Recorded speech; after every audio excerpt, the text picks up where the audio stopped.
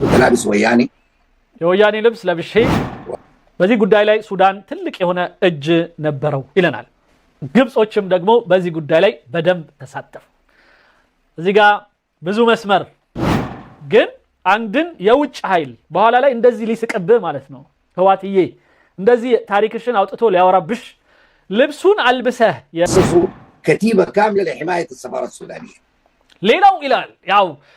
ባንዳ ስትሆን የመጀመሪያ ስራ የምትሰራው ባንዳነት ላይ ያገዘህን አካል በደንብ ተንከባከብ አይደለ ስለዚህ ለሱዳን ኤምባሲ ራሱን የቻለ አንድ ብርጌድ ተመደበለት ይላል يشد داعمين الاس بي ال بغادي وخلاص الحكايه በሁሉም አቅጣጫ በኃይለኛው ነበረ ምናግዛቸው በደንብ ነበር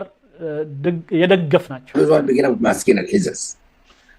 እና ነገሮችን ደግሞ በደንብ ነበር ምንከታተለው እያንዳንዷን ነገር በደንብ ነበር ምንከታተለው ስለዚህ እንትኑን ዋና ልጓሙን በደንብ ይዘነው ነበር لديهم عيون من جوا لكن انا تقريبا الموقف انه الناس منهارين በቃ እኔ ደግሞ እናንተ ከላይ ብቻ ያያችሁት ነው እኔ ደግሞ ውስጥ ለውስጥ በደንብ ነገሮችን አይቻለሁኝ እነዚህ ሰዎች ወድቀዋል በቃ አልቆላቸዋል ብዬ ነበር የወሰንኩት فعشان كده حجم الضغط يكون شديد ونستمر ስለዚህ ኃይላችንን በደንብ አጠናክረን በስፋት በደንብ መውጋቱን ቀጥለን ከህዋት ጋር ያው ወደፊት لازم يحصل ضغط سريع ويعني يكون بسرعه هجوم يعني እናም በኃይለኛው የማጥቃት አይነት አካሄድ በጣም በፈጠነ ሁኔታ ግን ማድረግ እንዳለብን አምን ነበረ ያንንም አደረግን ما يكون زي ما اتكلمت في حلقات سابقه ያው ባለፈው ጊዜ በደንብ ተናገር ያለሁኝ የእርዳታው ሂደት በጣም ወሳኝ ነበር ስለዚህ ከዚህም በደንብ አሰባስበና መጣ ነበር انه احنا فتحنا مخازننا كلها እኛ ካዝናችንን ሙሉ በሙሉ ለሌሎች ክፍት አድርገን እንቀበልበታለን ለእነዚህ ለእንትኖች ደግሞ ለህዋቶች ወይም ለወያኔዎች ደግሞ እንሰጣቸው ነበር እና ለሻዕቢያዎች لانه كده احنا ما بدينا عمليات صفر العبور لانه زي ما قلت لكم زي احنا بدينا اي عمليات لصفر العبور قبل ما نسقط النظام في اثيوبيا حتكون نتائجها ما زي ما لقيناها بعد ذلك ምክንያቱም በእኛ እምነት የኢትዮጵያውን መንግስት ከጣልን ከዛ እኛ ውስጥ ያለውን ለመጣል በጣም ቀላል እንደሆነ ነበር ምናስበው فوق لازم ينزل الميدان نعم ميدان ያው መያዝ ነበረበት ومشينا زي ما حكيت لكم الدور الفات ونزلنا في مطار أديس أبابا قبل ما نتحرك لأديس أبابا كان الاجتماع القمة الأفريقية بعد الفات ده بدأ وكان في نيجيريا اوكي ከዛ የአፍሪካ ህብረት ስብሰባ ያው ኢትዮጵያ ስለታመሰች ኢትዮጵያ ማድረግ አይቻልም ነበር ስለዚህ ሌላ ሀገር ተወስኖ ናይጄሪያ ነበረ ስብሰባው የሚካሄድ يودا السنه اللي بعد اللي هي سنه 91 الاول ده كان سنه 90 ده سنه 91 نا يزتنا عنده ማለት ففي الوقت ده طبعا الوفد الاثيوبي كان هناك في نيجيريا بتاع الحكومه الثوره بتاعت መንግስቱ ኃይለ ማርያም ለአፍሪካ ህብረት ስብሰባ እንዲሳተፉ የላካቸው ልኡኮች ነበሩ የመንግስቱ ኃይለ ማርያም ሰዎች ማለት ነው ወደ አፍሪካ ህብረት وهنا النظام سقط منجسته هرب واصبحت الجبهه بتاعت تجراي هي በዚህ መሃል ደግሞ አዲስ አበባ ገቡ ወያኔዎቹ ስለዚህ ያለው ድል የመንግስቱ ኃይለ ማርያም ወደ ሌላ ሀገር መሸሽ ነበር ሸሽ ወደ ዚምባብዌ ሄደ الان مسيطر على العاصمه لكن لسه ما قدمت نفسه للعالم عشان كده ملس ነገር ግን ሀገር ቢይዙም ህዋቶች ለዓለም ግን ራሳቸውን ገና አላስተዋወቁም ሀገር ተቆጣጥራ አላሉም እንዳሪምሺ بسرعه ስለዚህ ጉዳዮች ደግሞ በስፋትና በፍጥነት ቶሎ መሄድ ስለነበረባቸው فنحن طوالي قمنا فكرنا وقلنا لازم كلمنا ملس انه لازم ترسل الان ناس እኛ ቶሎ ብለን እነሱ ናቸው የሚያስተምሯቸው የሚነግሯቸው መለስ ዜናዊን አሁኑኑ ቶሎ ብለህ ሰዎችን ወደ አፍሪካ ህብረት ስብሰባ ላክና እኛን እንበል እነዛ የመጀመሪያ ሄዱት ቢፈልጉ ይዱ ማለት ነው يشغلوا مقاعد المقعد الاثيوبي في اجتماع منظمه العيد الافريقيه عشان نفرض الامر الواقع በቃ ናም እኛንን የያዝነው አገሩን እኛንን ብላችሁ ራሳችሁን አውጁ እዛው ላይ አፍሪካ ህብረት ብለ اتذكر طوال جهزنا لهم طياره فالكون ቶሎ ብለን እኛው ራሳችን ፋልኮን የሚባል አንድ አውሮፕላን አዘጋጀንላቸው አያይዘን ላክናቸው እስከዚህ ድረስ እርዳታዎቻቸው ነበሩ فركبناهم مشوا طوالي دخلوا القمه الافريقيه وقالوا ان احنا ممثلين الحكومه الجديده በቃ አዲሱ መንግስት ተመስርቷል የአዲሱ መንግስት የኢትዮጵያ እኛንን መሪዎቹ ብለው ገቡ طبعا دي اجلت وعملت هيصه شويه لانه كده المنجست هرب ولسه ملز ما ظهر للناس لكن السودان كان اول دوله اعترفت بالنظام الجديد እንግዲህ ስሙ መጀመሪያም የአፍሪካ ህብረቱ ሲደናገር ቶሎ ብለን እኛ እንደ ሀገር ሱዳን የመጀመሪያ ዕውቅና የመለስ ዜናዊን መንግስት ሰጠነው ስለዚህ የመጀመሪያ ዕውቅና በመስጠት እዛው አፍሪካ ህብረት ውስጥ አበረድ ነው ችግሩን ማለት በቃ ሀገር ናቸው ተመስርተዋል ዕውቅና እኛም እንሰጣለን ብለን ዕውቅና ሰጠናቸው ይላል ማን አመጣቸው ያው ያይጥ ምስክሯ ደንቢት አይደል የሚባለው በቃ እነዚህ አይጦቹ መተዋል ገብተዋል ሀገሩን ይዘዋል ስለዚህ እነዚህኛዎቹ ግዴታ መመስከር አለባቸው መመሰከሩ ነው አለቅ ይሄ ነው ሁለቱ ጉዳይ السودان لعب دور وانه الناس يمشوا بسياسه الامر الواقع ስለዚህ አሁን ተጨባጭ ሁኔታ ይሄ ነው ያለው ስለዚህ ምንም ማድረግ አይቻልም ከዚህ በኋላ በቃ የባለው ነገር ላይ መሄድ ነው ያለብን ብለን አሳመናቸው كانت السودان كان له دور كبير جدا في الحكايه دي በዚህ ጉዳይ ላይ ሱዳን ትልቅ የሆነ እጅ ነበረው ይለናል المصريين برضو ساهموا فيها ግብጾችም ደግሞ በዚህ ጉዳይ ላይ በደንብ ተሳተፉ እዚህ ጋር ብዙ መስመር ስለዚህ ሱዳን እና ግብጽ መጀመሪያውንም እየተናበቡ ነው የሚሰሩት መጀመሪያም እየረዱ ነው የመጡት ከዛም በኋላ እነዚህ ህዋቶችንና ኤርትራዎቹ ሻዕቢያ የሚባለው አግዘዋቸው አዝለውና ተሸክመው አባብለው ነው ያመጣቸው ስለዚህ በዚህ ከደረሱ በኋላ መቼም አይጥሏቸውም ስለዚህ አፍሪካ ህብረቱ ላይ በማስተዋወቁ ዕውቅና በመስጠቱ በመሳሰሉት አገዝናቸው ይለናል فكان لما احنا نزلنا في اديس ابابا قابلنا واحد اسمه كنفي قبل متن አዲስ አበባ በገባን ጊዜ የተቀበለን የነበረው ክንፈ የሚባል ሰው ነበር وده اللي هو كان ماسك الامن والمخابرات في التنظيم ይሄ ደግሞ ያው ክንፈ የህውሃት የደህንነቱን ክንፍ የያዘው ነበር الناس سيطروا على العاصمه لكن ገና አገሪቱን ገና ስለያዟት ይፈሩ ነበር دخلنا ليه نزلنا في كان مأمنين الجيست هاوس بتاع الدوله የሀገሩ የቤተ መንግስት ገስት ሃውስ ነበር እዛ ውስጥ አሰረፉን اللي هو ده نزلنا فيه كلنا ሁላችንም እዛ አሰረፉ الفتره دي كان لسه في شويه مناوشات بالجنبات كده አንዳንድ እዛም እዚህም ትንሽ እንትኖች ነበሩ መታኮስ ነገር ነበሩ انا كنت لابس لبس بتاع الثغار اللي هو بيقول لهم هناك يسمونهم الوياني እኔ ይሄው ራሱ ምን ይላል ራሳቸውን ወያኔ ብለው የሚጠሩት የህዋቱ እንትን ወታደሮች የሚለብሱትን ልብስ ነበረ ያለበሱኝ ይላል የለበስኩት እሱን ነበረ كنت لابس وياني የወያኔ ልብስ ለብሼ وحتى يعني انا كان عندي مسدس لكن ملز الزناوي ده اول ما نزلنا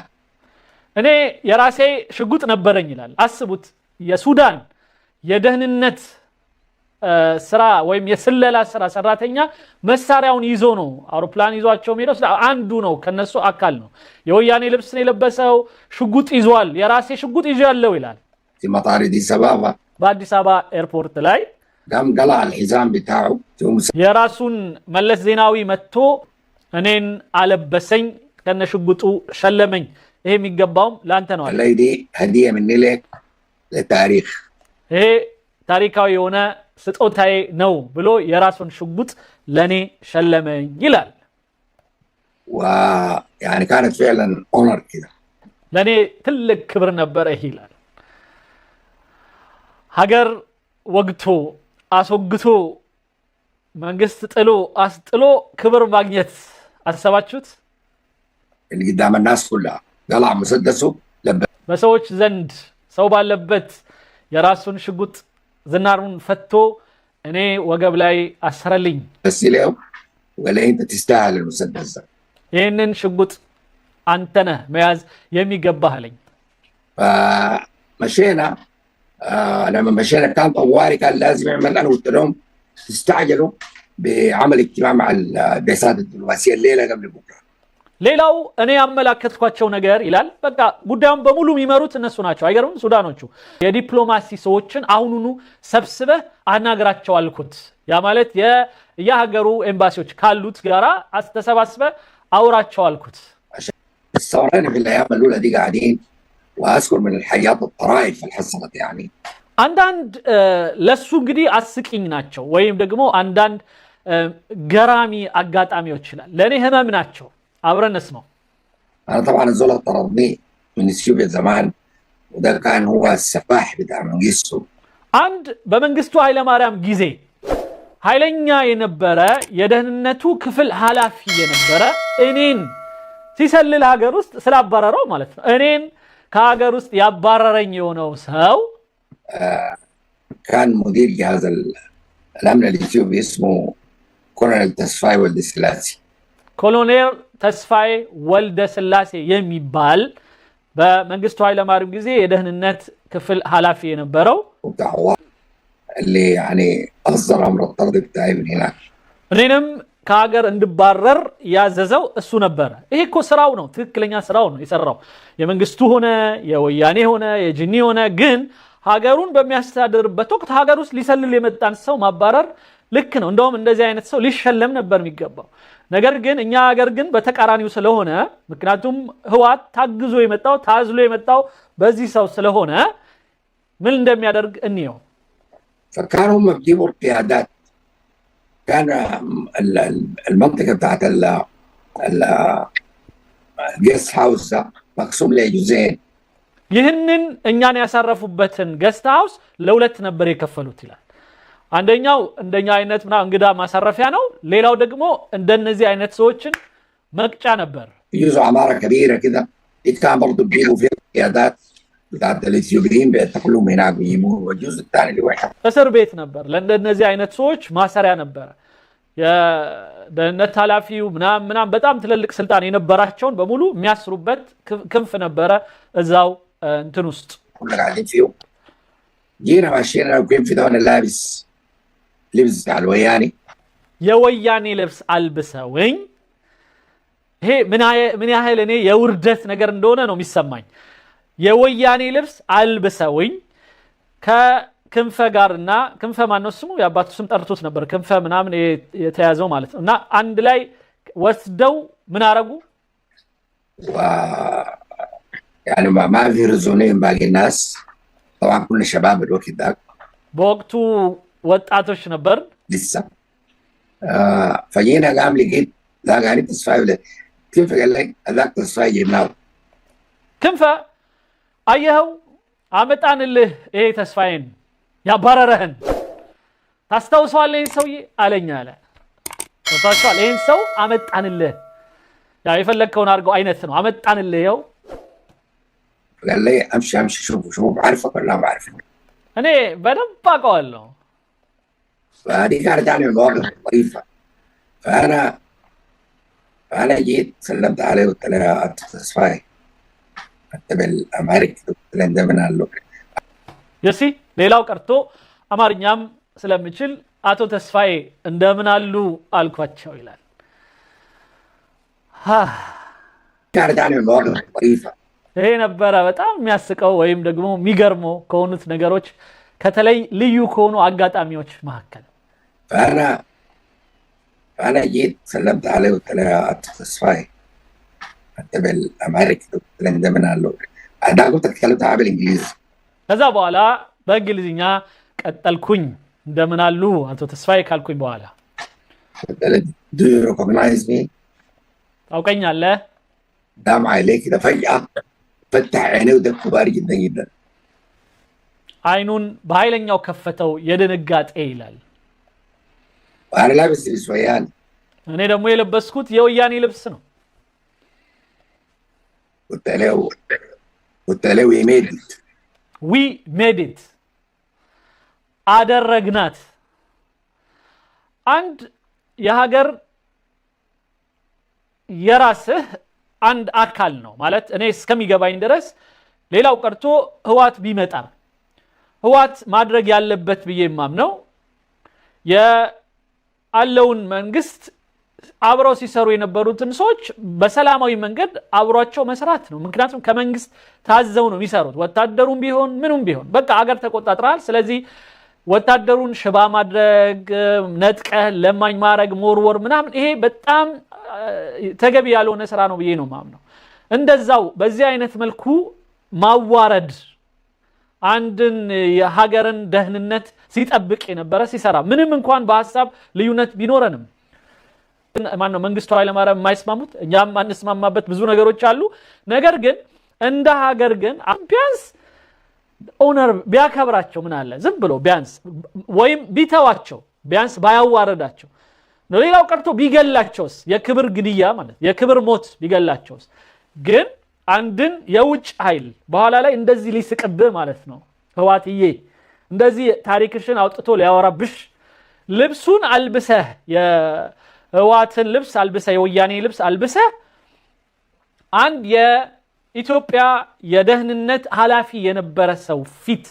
መሳለቂያ ማድረግ በጣም ፈጽሞ ከሰውነት የወረደ ተግባር ነው ክንፈ አላህ እንዴት እንዳዋረደው ደግሞ እኛ አየን አሁን ማለት ነው አይደል በቃ እንዲህ ነው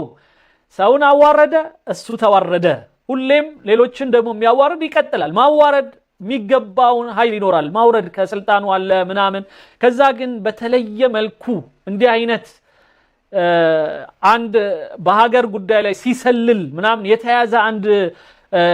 ሰላይን አባሯል ብለ ይሄው ያባረርከው ሰላይ እዚህ መጥቶላል ዊሜዲት ብሎ ፊት ላይ እንዲሳለቅ መፍቀድ ግን እኔ በጣም ካይምሮ በላይ ነው ብዬ ነው ማስበው yes you made it እሱ ምን ያርግ ተይዟል ስለዚህ yes you made it አለ አይላል ሌላ ምን ሊለው ይችላል ተይዟል اوكي وده كان من المواقف الطريفه ولسوء الحظ احنا ما كان عندنا كاميرات موبايل የሚገርመው ነገር ነበር የዛኔ ሞባይል ካሜራ ምናምን ይባል ነገር አልነበረም እንጂ